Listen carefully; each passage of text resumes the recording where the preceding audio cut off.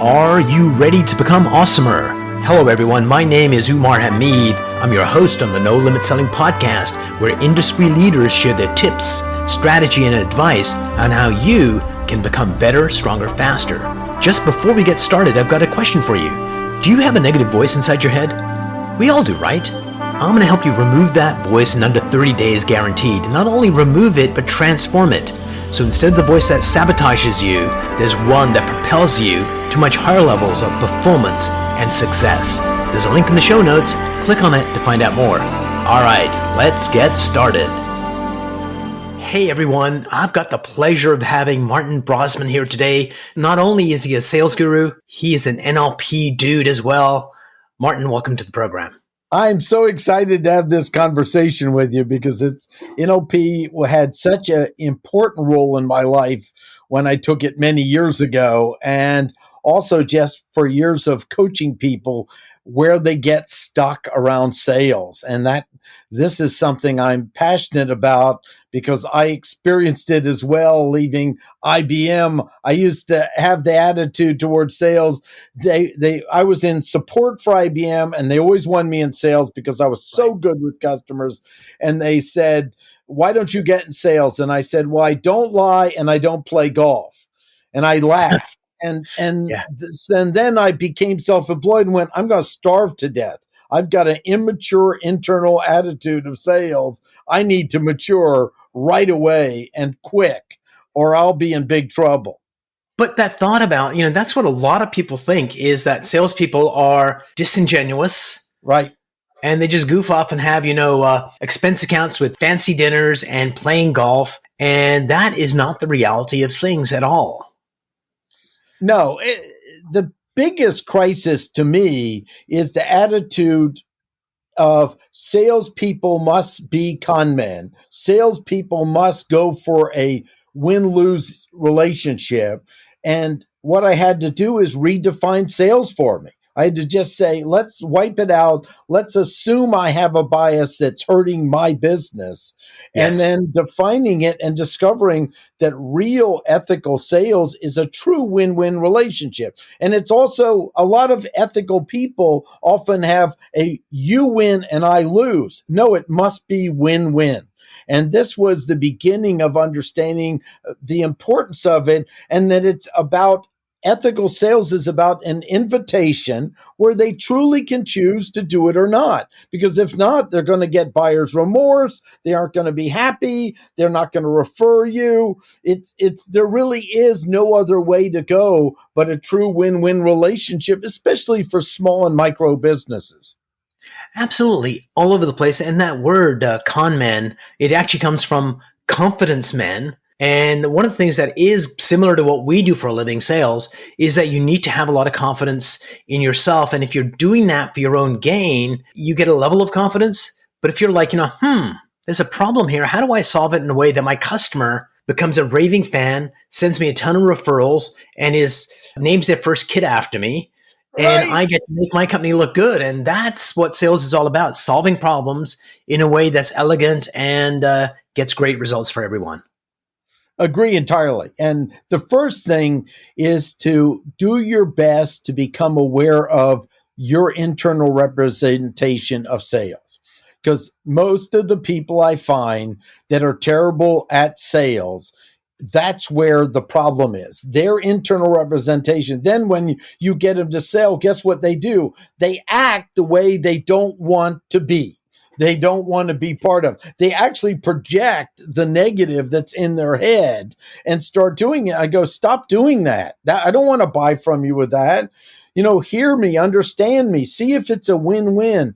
And then if it is, don't close the sale. Invite me that you'd like to work with me. Because if you don't enjoy working with me, I'm not the right client for you. It's not a good match. Now, this is a little different in retail, so I want to take that. But even in that, the marketing and everything should have what I call push-pull effect, kind of my marketing approach where we should be unattractive to the people we can't serve and attractive to the people we can serve and get better at defining that. So we enjoy who we're working with. So, Martin, can you help me out with dating? Because, that would be really, really useful. That I become more attractive to the women that I want and less attractive. Never mind. But dear Okay, I'm viewer, going to give you one tip, because my first book was a men's book I wrote about a nice. discussion group I had. And the first one is to assume that your automatic attractive system is not trustworthy.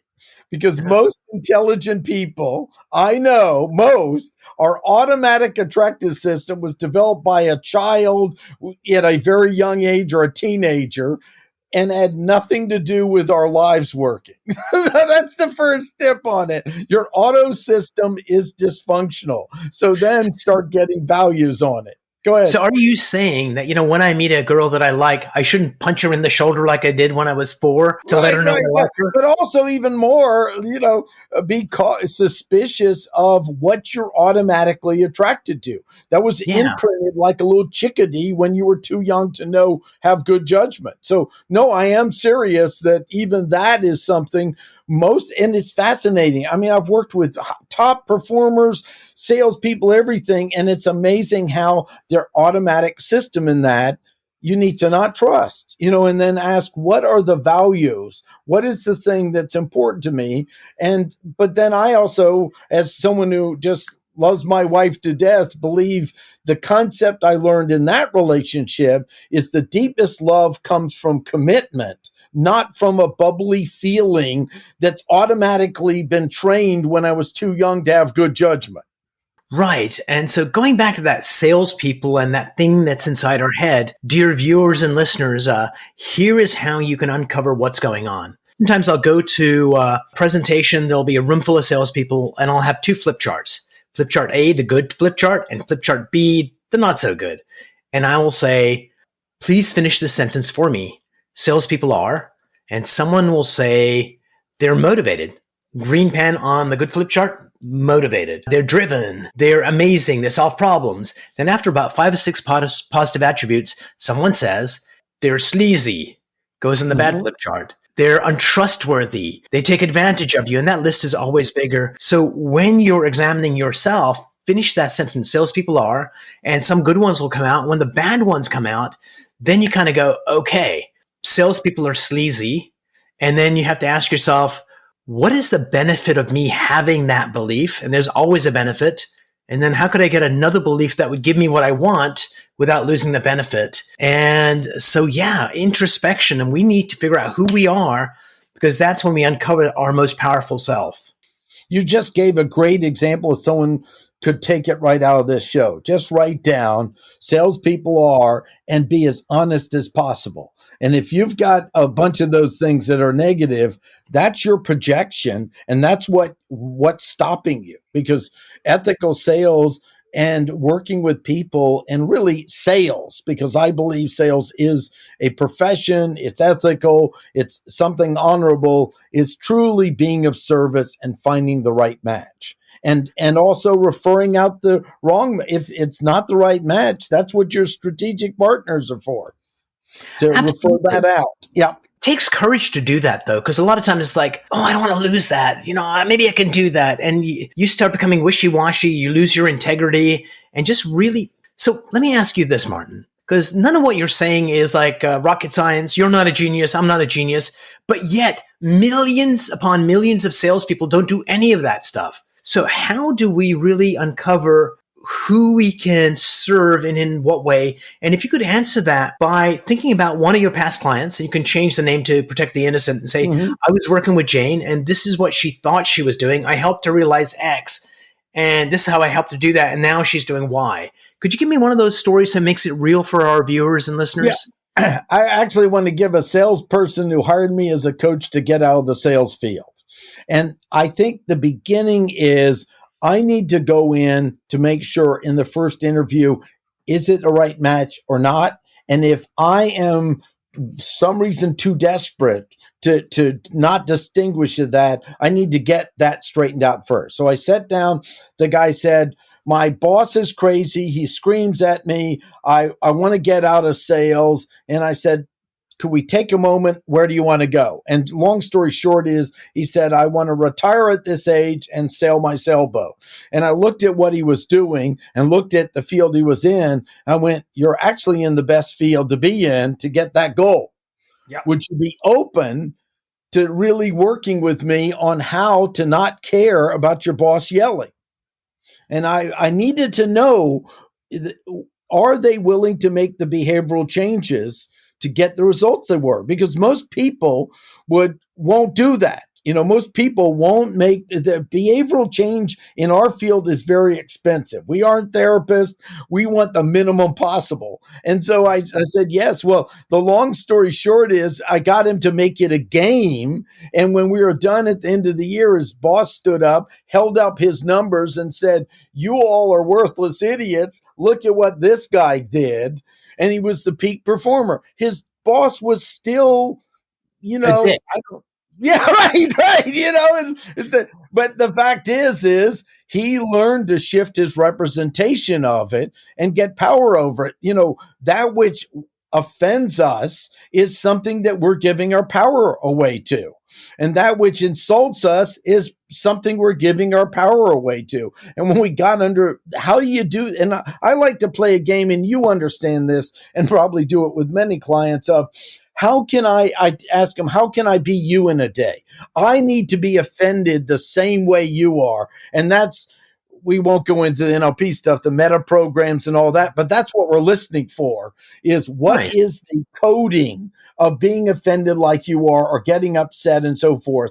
And then we have to get them some distance and make some other decisions on it. Did that give you an answer you were looking for? I could come up with another Two things came up. Number one, when you first decided, do I want to work with this guy or not? Or am I really desperate? I heard this expression recently. It was called quota breath. Like when you have quota breath, people can sense it and they don't want to work with you because you're so desperate. But going back to what you said, which I think was spot on, the only thing I'd add to it is this, is that I'm going to ask you a strange question, Martin, but just answer honestly. Mm-hmm. Do you want to be an opera singer? Right. No, I don't. So no, and I would annoy people. I've had women in church say, you don't have to sing. Please. So the reason I ask that is that if you were thinking, I don't think I could be an opera singer, you wouldn't care. It's I don't want to do that anyway. What do I care about? But there's things that you want to do that you're not doing in the way you want to do. And when you think about those, an uncomfortable feeling comes up in your body. Mm-hmm. And the clue to finding what's going on is when that feeling comes up. So let's say somebody that when they hear no once in a sales conversation, they don't want to hear it again. And as soon as they hear the no, they get this uncomfortable feeling. Finish that sales appointment and just kind of go back to your car and then go back to that moment in the meeting when they heard the no, feel that feeling and just put your hand there and say, hello. What's causing that feeling is going to answer and go, yup. You're going to say, well, what are you trying to do for me? And you'll get the answer to why that block is there. And at that point, you can fix it yourself or call Martin, go 1-800-MARTIN, and Martin's going to help you. I've looked over your work. You got great resources too. So I don't want to change that as well. And what we're trained to do is when we feel that uncomfortable feeling, I don't want to go near that. And the clue to greatness is when you feel that uncomfortable feeling or when you F up, the clue to getting over it is in that event. And so don't shy away from it, embrace it. And on the other side of that is something wonderful. And what's on the other side is a better version of you. It's such an important thing that we start identifying the feelings and how are we going to interpret them and how to service. I do want to share a story that came to mind from a book called Iron John, which was really about men maturing, and I highly recommend it, by Robert Bly. And it was about a kingdom that was terrorized by a swamp with an big creature that was killing everyone. They couldn't go in the woods. And they had a sign up said, night for hire to clean up this problem. So this guy showed up, says, I'll take on the job. He had his dog with him. He goes to the edge of the swamp, and the giant creature reaches out, grabs his dog that he loved dearly, pulls it in the swamp, and kills it immediately. And then, the warrior says, I'm at the right place. And the fact is it didn't mean he didn't lose the dog, didn't love the dog. It wasn't a loss, but it was the indicator. Okay, this is where I need to be. This is the problem to face. And it's starting to get the power where instead of ignoring our feelings, noticing our feelings, but not just being our feelings. And that's where that separation does take some work. And I've worked with many people in getting that apart. The thing is one of my jokes with sometimes clients is I go, stop being your feelings. Notice them. You don't want to stuff them. This is what's happening in my body. And then let's get power on it as an indicator. Is it something I should just postpone and deal with later? Or is it something I need to address? And getting that helps people separate real intuition from emotional, bubbly ups and downs that happen all the time in bodies. And most people are pretty much let's not say most, many people are often a drama king or queen just completely rolled by them. And that's someone else driving the bus, not you. So if I was an emperor for a day, this is what I would do for the world, is like I get people to understand what the frick feelings are. So what we do is we feel fear. And it's like, oh my God, I'm afraid, I'm going to run away. And what is fear? Biologically, the maker gave us fear for one frickin' reason. And it was, I'm going to make you at your physical best. When you have fear, you are your strongest self. You have the ability to fight like hell or run like hell. Your reaction time is like Superman fast. Your ability not to feel pain and still keep going is baked into it. And what we've been trained by our moms and our environment is when you feel afraid, run away. And what we need to realize is the maker put it there. When you feel afraid, you're at your best self. And move forward. And the same thing with guilt, same thing with anger. All those emotions have a flip side. And if you kind of repurpose them, you become awesomer. Yes. And it's that the start of getting the distance, the start of identifying. And really, like we said, the fundamental is if you're having a problem with sales, what is your internal representation? What do you unconsciously, we want to bring that conscious, identifying as the bad of sales. And then we've got to plug in a definition that will work with your value systems and understand. Because when I tell people, to me, sales is being of service in the world. Sales is making sure that I'm adding so much value. What I'm charging is well worth it. It adds to them. And dumbass not to do it. Against that, and they usually aren't against that. Go ahead. Oh, I was saying you got to be a dumbass not to do it. I got to be a complete idiot not to take this journey with Martin because ultimately at the end of the day, there was this old comic strip called Pogo. And he had this one phrase in it. And the phrase was, we've met the enemy and the enemy is us. Mm-hmm. We need to realize that it's not the competition. It's not your boss. It's not your spouse. It's not your kids. It's not your education. It's not your wealth. It's what's happening in your mindset is getting in the way of you stepping up to who you've always meant to be. And we've heard that, hero's journey. Yeah. And certainly, you can go on an adventure, but really the hero's journey is an internal one that if you can actually face your fears and move beyond, you step into a place and kind of go, I didn't die. Man, I can do anything I truly want and just go out there and make it happen. Some of the most amazing people I've gotten to coach that are entrepreneurs and highly successful, when I build enough trust to hear about their childhood, I don't know how they lived through it. And so I think we make a decision in life is either we're going to identify with our victimness or we're going to transform it as fuel to be great. And actually, to me, the tragic is the people who had no wounds, had no tragedy, had the perfect upbringing, because they have nothing to transform the fuel that drives so many powerful people that I met, entrepreneurs, men and women, success beyond anything you could imagine. And I build rapport coaching with them. We'll find out, I don't know how you lived through your childhood. And the reality is we all live through our childhood. So I was working with this woman and we were talking about, she came in because she had a little bit of difficulty, public speaking. It's like, if there's one person there, I can do it. But if there's more than one, I can't. And as she's talking, her hand goes up to her throat. in such a way that I was like, there's something there. And then as we start talking, I happen to be a good hypnotist as well. Mm. So I put her in a light trance and I said, tell me about a particular time when you went to do public speaking and it felt uncomfortable and you did it or you didn't do it.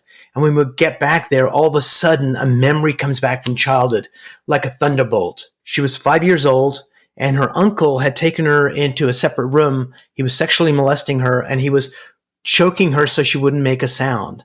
And she'd been carrying this for 40 years without knowing it. And so NLP is a great tool for going in there and disconnecting what happened and the meaning of what happened and changing it. And for her, it was a life-changing event. It gave her a life back. She could comfortably, powerfully speak in public.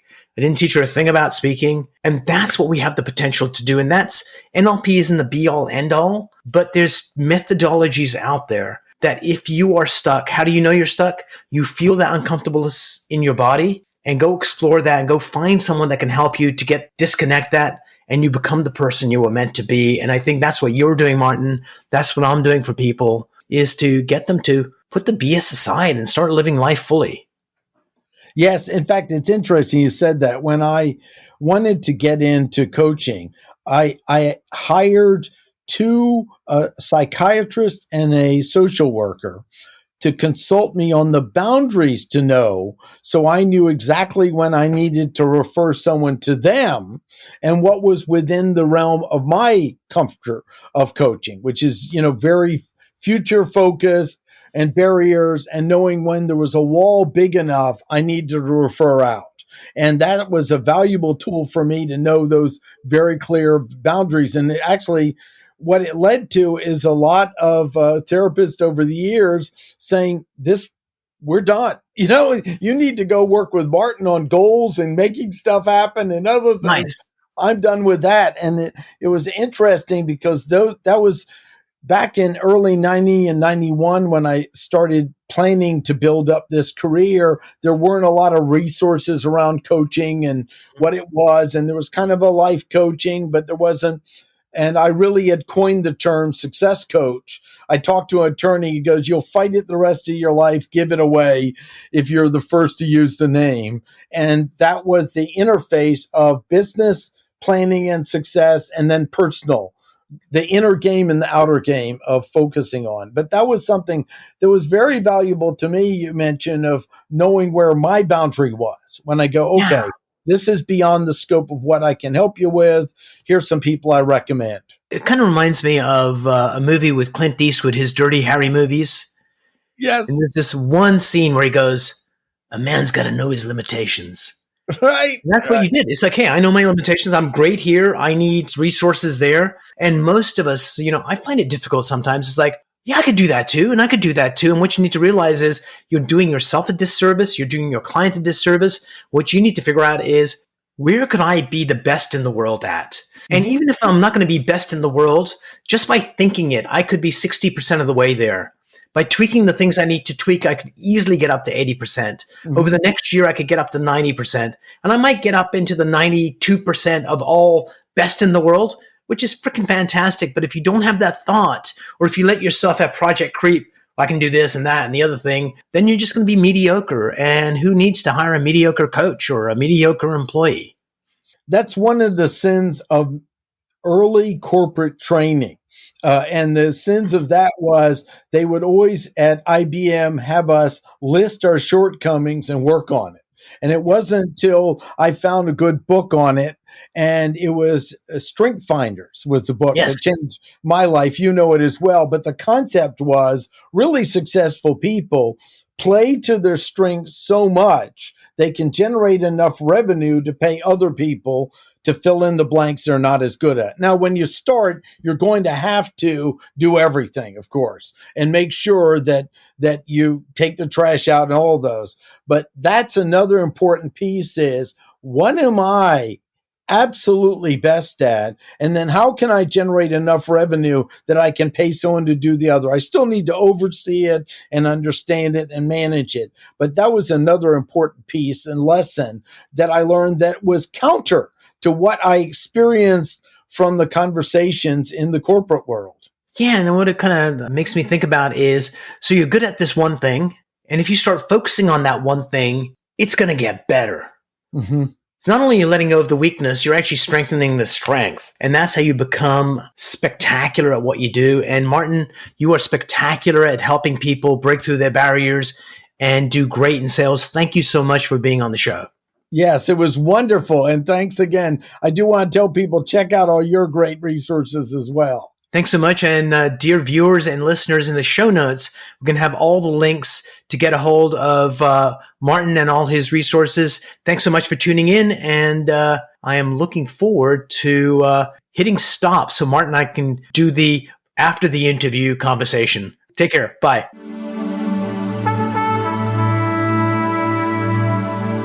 If you enjoyed this episode, please go to iTunes and leave a 5-star rating. And if you're looking for more tools, go to my website at nolimitselling.com. I've got a free mind training course there that's going to teach you some insights from the world of neuro-linguistic programming, and that is the fastest way to get better results.